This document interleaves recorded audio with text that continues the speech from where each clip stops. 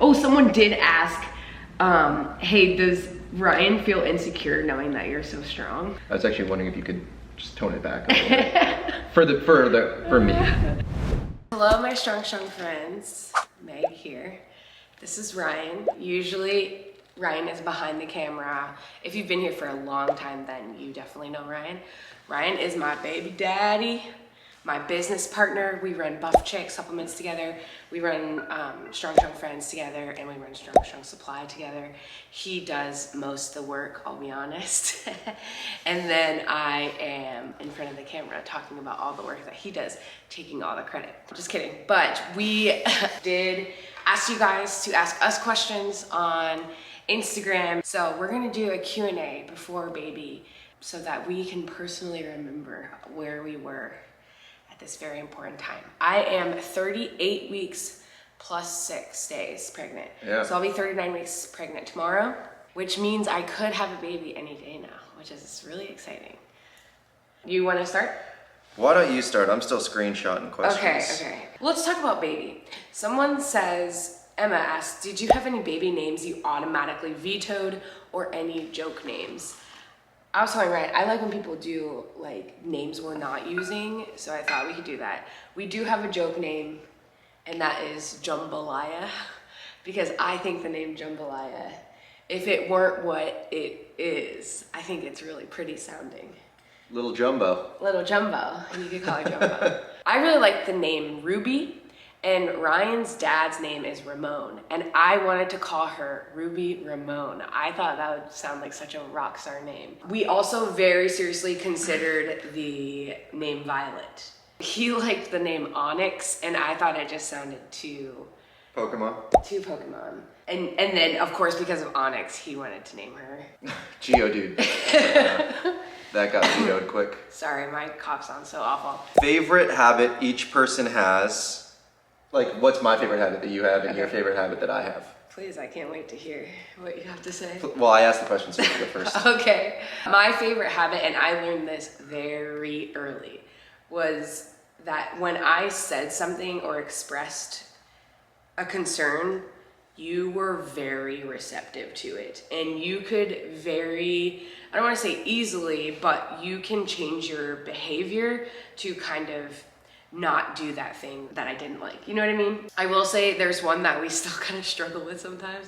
Not that you'll be able to tell in this video, but sometimes Ryan will interrupt you to like finish his sentence. And this is something that his entire family does, so I can see why he does it. So I try to be understanding. But anytime I've said like, hey, you keep like interrupting me, can you not do that? He'll take a step back, and that's just one example of a bad habit that he has that is kind of balanced by a really good habit because he's really receptive. I'm glad you shared that because YouTube's not going to believe you at all. Why? Because I'm very quiet on YouTube. Yeah, you are. And second of all, it's probably because I don't know if I interrupt a disproportionate amount, but I'm 100% less likely to call you out when you just interrupt. Okay, let's not get divorced. But okay, if we're gonna, yeah, fair enough. A lot of people have very strong opinions on the direction of toilet paper. Should it be over? Should it be under? Meg does neither. She just leaves it on top. No, I don't. She doesn't replace the actual toilet paper roll. She just leaves it on top. Okay, that's not as bad as interrupting people. But what's your favorite actual habit that I have? Oh, he's got to think so hard. I spent a lot of time thinking about the joke one that I don't know if I have a good one. I have a lot of great qualities. Your hair is good. No, Meg is... Is it gonna be another joke? No. You even like me? Because when I'm thinking about when we first introduced you to my old weightlifting coach when we lived in DC. His name is Mike Choi, great guy. I love this guy. He's an awesome person, and we were talking with another group with another mutual friend, and he's like, oh yeah, Meg's really sweet. And then myself and the other person like looked at each other and just started laughing because we were like, Meg is many things. Sweet might not be in the top 30. But I've actually come around, and it's probably because Mike Choi is a far wiser person than I am, and he could like see through all the noise. But I think Meg is a very sweet and endearing and affectionate person. And she always gives great compliments and kind of finds the light in people. Not always in situations, but usually in people, and it's a great trait. I can see the good in people, you think? Yeah, you might talk a lot of shit. I try really hard, you guys. Ryan, how did you know Meg was the one? Bro, I have like 8 screenshots of questions along that line. We first started dating in DC. We obviously didn't live together, but we would probably spend every day after work together, either at the gym or going to dinner or hanging out with friends or spending all weekends together. I think we spent more time together during that first year than when we lived together in New York and I was working a lot, just because of like schedules and stuff. But we were pretty inseparable, I think. Aww. What do you think? Yeah, and did that tell you like, oh, she's not annoying me yet, so she's the one? I think the other way around. I think I find it easy to get along with most people, and I think Meg has a lower pain threshold, or like a lower tolerance for other people, and I think when she wasn't bothered by me, it was a good thing. Yeah? Well, you're hot, so. I remember distinctly, because a lot of people ask this question, like, when did you know that it was time to like move to the next step? I remember Ryan had an opportunity, we were both living in DC, and Ryan had an opportunity to move to New York. And we had been dating, I think, less than a year at this point. We were spending a lot of time together. And when he was talking about interviewing in New York, I'm like, okay, well, I'm coming with you. Like, obviously. Actually, even before that, because probably less than 6 months into dating, probably like 4 or 5, I had a job interview for a great company in Boston. Oh, I would have hated And you said, okay, I'll go to Boston then. And you were not looking forward to it, but that's probably a better sign too. New York is cool. I hated to live in Boston. Not that I don't like visiting Boston. It's just the cold. winter. Yeah, would have been a struggle for me. It was just very clear to me that we got along so well, and we loved each other, and we loved spending every moment of our time together.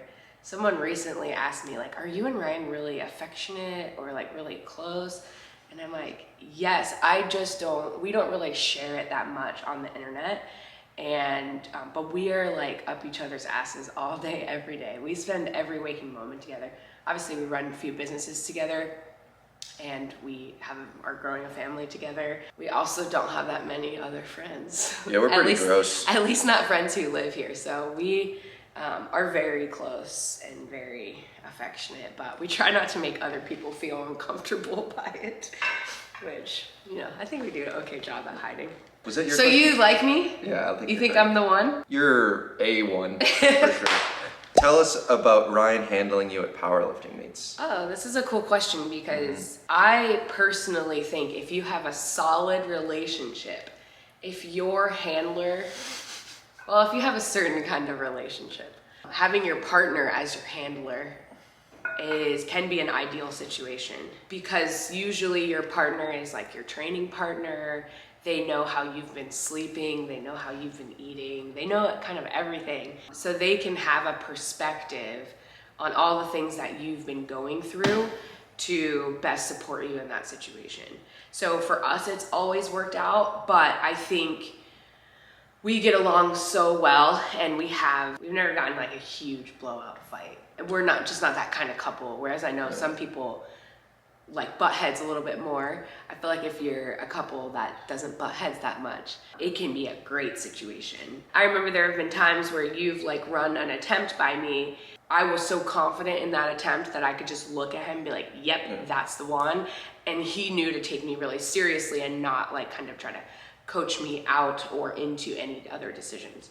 Your partner probably has more confidence in you than you do sometimes. Yeah. And that can be a strength if you know the circumstances. Now, me handling him with that same kind of relationship, I'm just not that good at math. So it's not as ideal of a situation. So obviously if your partner is really good at math and has a great memory, those are some of his awesome qualities, that's gonna set you up for success. Whereas like if the tables were turned, I don't think I could be as good of a handler partner. If you guys could take a family trip anywhere within the next year, where would you go? Keep in mind, we're gonna have a baby very soon, so it's gonna be a new experience. The park. That would be great to go to the park one day. That's a decent time frame. We will probably try to go to Canada maybe in the first half of 2022. Yeah. Hopefully while there's still some winter left, to see my family and do some activities and enjoy Whistler. We are planning to go to the Arnold this year. We're planning to go. What family trips are you doing? We're gonna be at the Arnold. We're gonna be at our manufacturing facility in the fall. Yeah, we're taking a California trip, hopefully with our Buff Chick athletes. We are also considering getting married and having a big wedding. We should probably tick that off the list. So in between expos, we might get married. I think you probably say Canada because we are a little nervous because Ryan's parents are in Spain right now. It's been a really slow vaccine rollout in certain parts of the world, which is sad. And also, I don't think Europeans can come to the US right now. So borders are closed for Europeans. And so we're a little nervous, like when can baby's grandparents, Lola and Lola, I think that's what we're gonna call them, which is the Filipino way to say grandparents. So hopefully we can meet them in Canada or we can meet them somewhere else. So that's kind of the biggest priority, is making sure that baby can meet her Lolo and Lola. That's up there. But anyway. Baby meet and greet at the Arnold. What's the booth number? We don't have a booth number. And during all these travels, I'm sure people have a lot of opinions about traveling with babies. Don't do it.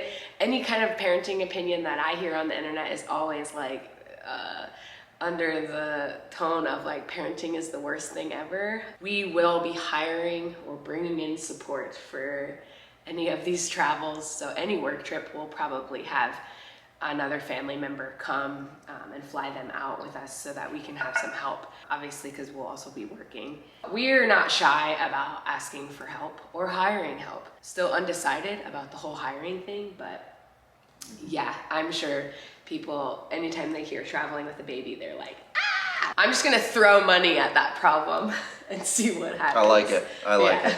There was one that said, does he miss Canada? And then another was, did y'all miss snowboarding this year? Do either of you have any snowboarding goals? My snowboarding goal is to have our baby snowboard. Yeah, that's a pretty good one. I think that's the coolest experience that I hope our kid likes.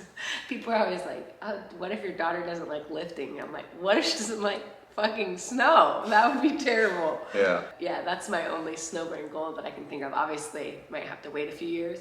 But, yeah. You don't have any personal goals? I'm a slow rider. I'm a soul boarder. I don't have goals. What would my goals possibly be? Maybe do a hard run. Maybe to go on other mountains. That would be cool. I guess baby focused goals count. Yeah, but I'm gonna be a coach. Yeah. It's very serious. I missed snowboarding. This is my first season not snowboarding since I started ever. Yeah. I would love to go to, I think Jackson Hole would be like a bucket list trip for me. And I'd love to do more backcountry stuff. The backcountry is what scares me a little bit, but if you get those certifications and classes and take it really seriously, I guess, but I'm not in full support of that. Meg will be walking in the village and get scared of tree wells, so for sure. It's high risk for you. Yeah, that's why when you ask my goals, it's like, stay alive, bro. I don't know my answer to this question. What's one thing you were taught as a child that you will not be passing on to your child? I have an idea. So in my family, sports were like everything. And not to say that I won't encourage my kids to be competitive sports-wise, but I will encourage them to be competitive in other things, not just sports.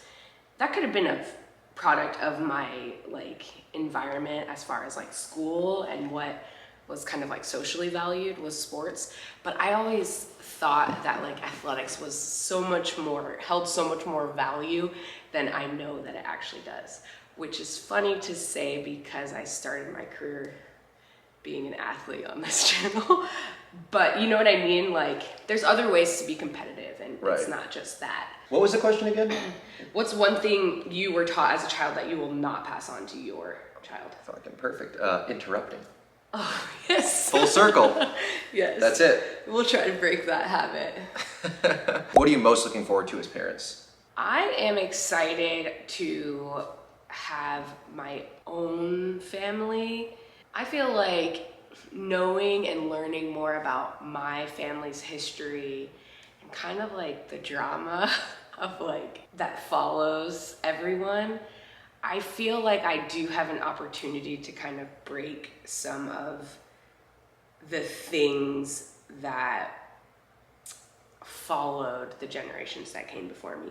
Not in like a morbid way, but I feel like, I don't know, without giving away too much or like throwing anyone under the bus, you just learn like these family secrets. And I feel like I have an opportunity to kind of like stop that pattern of happening in my family. Hopefully helping little baby as they grow find their passions and interests. Because I don't think it really matters whether you're super into arts or music or athletics or academic, whatever it is, but hopefully finding something that kind of brings you joy and giving a broad exposure to opportunities, probably broader than either of us had, and letting them kind of find the things that make them tick and flourish in happiness. So, Aww, yeah. That's such a better answer than mine. Do you guys see yourselves settling down long-term in Texas? Long term, yes, we will raise our children here. That's because we are close to family, and my side of the family, and baby has 3 girl cousins that are all here now in Texas. Within like 4 years of age? Yes, so they are 2 and 4. 2 of them are 2, one of them is 4. So yes, I want her to grow up next to her cousins. Yeah, I can't see us leaving for over 10 plus years. Do you want to tell them the plan for whenever she goes to college? Well, assuming she goes somewhere great. We just keep saying New York. I don't know why New York. Obviously, she's going to go to Columbia or, I mean, if she goes to Harvard, that's awesome, or Yale. Great, I'll take it. But we will then be relocating to New York. We're going to take a sabbatical to go be near young baby who's now, 18 or whatever. She might have an opinion of this if she gets accepted to Columbia and moves to New York. We'll give her distance, but we just want to go somewhere cool. Yeah, we'll be in the Lower East Side, obviously. That is something that we've discussed, because we do like living near big cities. This isn't the ideal location for us and our personalities, but I think for what our family deserves, this is perfect for us. Baby's gonna be like a little cowgirl. Look at her little boots. They're so cute. Oh yeah, we haven't showed any baby stuff on YouTube. They're so cute. How adorable. And they Velcro on the back, so they just slip right in. So yeah, I think we're pretty okay with Texas is the move for now. adapting, yes, to any kind of, We could live anywhere. we could. Well, anywhere with Uber Eats. Ryan, specifically to Ryan, where does a man start when looking for an engagement ring? I have that one, and then there was another question that kind of ties in, which was... Oh, and did we talk about marriage before getting engaged, or was it a surprise? We talked about getting married for a while. I mean, we were together for like 4 or 5 years before we got engaged, yeah. We're also not super traditional in like orders and sequences and stuff, so like we had been talking about rings for a while. I think Meg gave me an idea of like styles and cuts. She usually wears yellow gold jewelry, so we're like, okay, we'll go yellow gold. She was saying an oval or a pear ring with like a halo and a pave and all these things, and sending screenshots and styles and stuff like that, which was cool. But we ended up having a local jeweler when we lived in LA that we knew of and had been recommended with a good reputation. So we ended up going together to try on rings, and as soon as we did, she scrapped like everything that she thought she wanted for like a clean, simple, solitaire round cut. And I think it was just a part of like, hey, trying something on, because I'm sure you would have been happy with anything of a particular carat size or above. But like, she would have been happy with anything and the gesture and the meaning behind it. But finding something together was cool. So we kind of picked out the stone together, and then I worked with the jeweler on setting it and the type of ring. And then I think we had it for months before you actually received it. Yes. But it worked out well. And then we were in Hawaii with that cool Instagram picture. Yeah. So my suggestion for ring shopping would be follow Balkan Snorlax on Instagram. He is a jeweler in LA, and if you're in LA, definitely go see him. You can go visit him. and work with him in person, or you can work with him online. Do not buy a diamond ring from a retailer. Do not buy any diamond from a big retailer, K Jewelers or online retailers. I think it's super easy to get scammed, and I would just find someone that you trust, and you can trust him because he basically posts daily Instagram stories where he will look at pictures, photos of rings and diamonds, and he will let you vote. Is this a diamond or is this glass? And he'll kind of critique the cut if it is a diamond, and he'll kind of show you how to look for a fake ass diamond, which I think is super common for people to get sapphires or lab grown diamonds, which is fine if you want those kind of stones, but I think it's really easy to get scammed. A diamond is really expensive. Tiffany's not going to scam you, they're just going to overcharge you on for the same sort of diamond on paper. Yeah. So that's fine too. If you want it to come in a really pretty blue box, that's fair too. You just pay extra for it. Pay a lot extra. I mean, they're nice. Yeah, they're nice. I'm working with Vulcan Snorlax, his name is Dennis, on an heirloom right hand ring for baby. And I've decided to, for this particular gemstone, to choose a lab grown gemstone. It's cheaper, obviously, but also since it's an heirloom for this particular gemstone, this will last longer. This was like a 5-minute answer to say, try on stones and rings. Even if you don't do it together, you know, hopefully she's comfortable trying them on herself and then can give you some thoughts. And then hopefully work with a well-known, highly regarded jeweler who has, you know, good credentials. Oh, have either of you always wanted to be parents? For me, I think it was probably always like in the cards. I never like wrote it off or just assumed, hey, I should have kids by now, but I was always open to the idea. Okay, so did you always like dream about how I didn't wake up in the morning and write down baby names, but I also did like, I didn't have a scrapbook about a wedding either. Like I was just like, yeah, it's probably gonna happen eventually, but. You're pretty relaxed about it all? Yeah. Yeah. I never wanted kids, never. And then I met you and I was like, we cannot waste this man's genes. These genetics must be passed on. Fair enough. He's really smart, and I feel like it's a disservice to the rest of the world not to like make other people who might get some of that brain power. I'm doing this for the good of humanity, really. It's a social net benefit. Yes. Good. What does Ryan do for work and what does Ryan do for the business? What do you do? I mean, what don't you do? I do a lot of stuff that is behind the camera. So I work for all the companies with Meg. I've been full-time since 2016, so coming up on 5 years, Whoa. which is cool. You should get a raise. I should. What do I do? On our coaching business, I do everything kind of behind the scenes, whereas Meg kind of works more on the marketing side. So Meg does all the front-facing photo shoot, obviously all the training videos and stuff like that. I handle all of the back-end stuff, so that's like working with our developers on the app, working with our web developers on our current site and sales pages and all the design stuff. I work on obviously programming and everything that after someone clicks purchase, that will then happen probably because of me. Now that we have like other offers beyond, you know, our kind of core Stronger by the Day, like our prenatal training and postpartum training and kind of educational videos. Meg's kind of taken a lot more of that onto her plate because she just has more specialized knowledge there. But I kind of handle most of our other offerings. If you ever bought one of our nutrition courses or our prenatal courses, obviously I'm the one writing a lot of the content and putting it together. Creating the tasks and building. Yes, and I'm the ideas person. And obviously I'm the person in front of the camera. I'm also the person who has the specific knowledge and certification. So like I got all the prenatal certifications. I'm more of the coach, and Ryan takes what the coach says and puts it into helps put it into a package that can deliver it in a way that's affordable for people and accessible and just better. Kind of more like project management stuff. So that's on sort of the coaching and training side.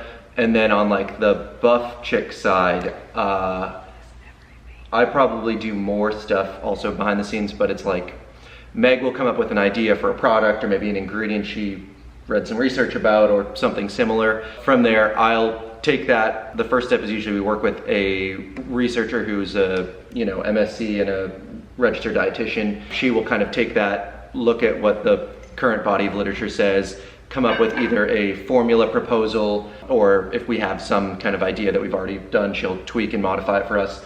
I'll take that, we'll review it together, then I'll work with our manufacturing facility on sourcing and procurement. What can we actually do? What's costing look like? And Meg's obviously kind of inside all of these parts as well, but then we'll usually take that, come up with formula, move to R&D and sampling. From that, we'll hopefully find a flavor profile that we like, lock that in. Then we go into like design, which is like copywriting, which usually Meg does more of, but then we'll work on like label design. There's a lot that's involved in this. Then you have to go through multiple levels of compliance. So we do manufacturing, like QC compliance. We do compliance with like a third-party PhD officer who helps with all of the legal stuff. So I'm kind of working between all the different parties to make sure it's safe and effective and legally valid, to placing orders, doing budgeting, working with the accounting teams and legal teams, and then seeing the product go from nothing to something. And then I'm smiling because I'm the one online and front facing, so I get to say I own all these businesses, and Ryan is doing a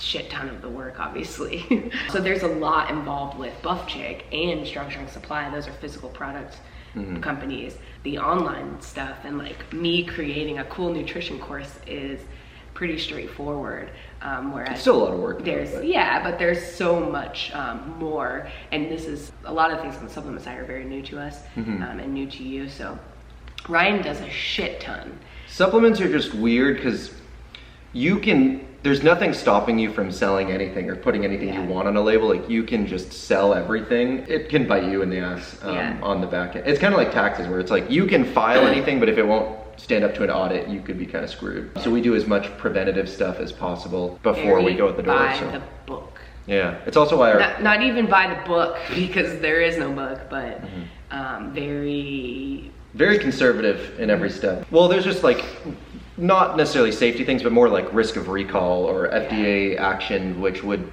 cost literally hundreds of thousands of dollars, or no, probably more, that are avoidable with the right actions beforehand. Not everybody thinks about that. Huh? I mean, it's also why our labels claims are not very sexy, and why our website, like even just the language we use is very, very underwhelming. We also don't want to lie to people. So this question goes into another one that I had, because when you say that, I mean, we probably could continue talking about all the things that you do and I do for work. But what is our plan? Because there's going to be a third person in the family who has a lot to say about how much time we're spending on work. So do you want to talk about our paternity leave plan and how we're going to navigate? We've been on parental leave. I think we're at a stage where the team that we have working with us on the different businesses is really epic. Like they're really good at everything. They know their jobs inside and out, and they're dependable. Nothing that we do is that time consuming, but everything is kind of time sensitive, just because sometimes we need to give the green light or place the order or do this or that to make sure that the rest of the team can do their jobs.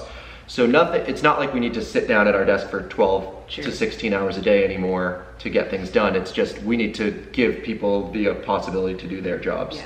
So it's more just being... Sorry to interrupt you. What? Okay, no. It's more just being available to make sure the team's kind of steering the ship still and doing their job. But other than that, I think we're pretty much planning on taking most of the summer off, other than little check-ins and making sure things are still floating. Yeah, and we did spend a few years where we were stuck at our desk for like 12 hours a day, maybe more sometimes. For Ryan, probably more. We did navigate our family planning around our business in a way. I realize it's totally possible to do it all, but we are fortunate in that our businesses have a lot of support to where it's not just a one-man show or one couple show. So our plan is to take like about 6 weeks off of mostly off, to where we're focused on baby. And I think we will, I'm still like toying around with this idea. I think we will get some support as far as like a nanny after those initial 6 weeks. I kind of want to figure things out on my own a little bit and sort of know what it's like to be a mom before bringing someone in. And then I can have some confidence and say like, this is how we do shit. So that's sort of my parental plan, and we'll probably bring someone in a few days a week for a couple of hours a day, I'd imagine. Yeah. I guess the cool thing is that it's not like a, say, regular desk job where you'd have to go back to work Monday to Friday, 9 to 5. It's like when you want to start dipping your toes back in, you can kind of ease in gradually or start taking on a few tasks or projects, or if you want to make a YouTube video, you can make a YouTube video, but you don't have to be officially hands-off after X number of days. Exactly. So we're super fortunate in that, and obviously both of us will be taking some time off of work.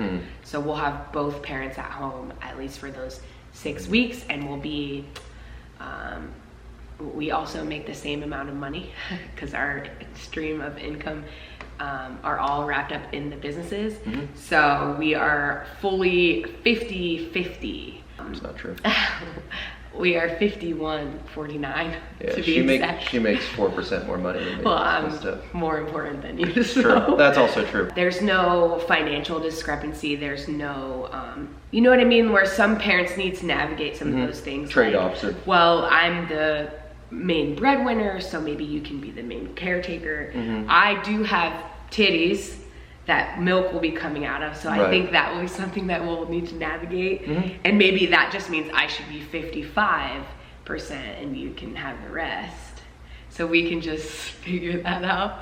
You didn't think that was funny to like? No, I feel like it missed the punchline. I was expecting a little bit more hit. But. Oh, sorry. But yeah, I think we're very fortunate in that way, to where some families need to navigate certain conversations and like have tougher conversations. Or like what employers offer, what kind of benefits. Yeah. It's just tough for some. Yeah, for sure. So that's our parental leave plan. It's not completely figured out, but. Yeah, I mean, I think it's the same sort of thing though, where even if we're taking like 6+ weeks of that we're calling off, it doesn't mean that we're not going to talk to our developers for 6 weeks straight and just hope that they come back with something, or that we're not going to be creating products still on the supplement side. It's that we will be pretty hands off, but expecting, you know, output from the team and stuff. So. Yeah. Some involvement, but not much. So it's like, I'm not going to not answer my email for 6 weeks, but. Depends who's emailing. Yeah, usually I ignore all of them. If you're not in the Slack channel, I don't want to talk to you. Do you think we answered enough questions? We've got like 45 minutes worth. Outro? Yeah, do you want to do the outro? Yeah, I'll do the outro. The outro, we say like and subscribe. You know what we say. Well, I don't want to miss anything. I need a checklist. Like and subscribe. It goes like this. Thank you guys so much for watching. Hope you guys enjoyed this video. If you did, please leave us a comment and a like. Smash the like button. If you're new here, this is not a typical video for us. Thank you guys so much for watching. Hopefully you guys enjoyed it. If you did, yeah, like and subscribe.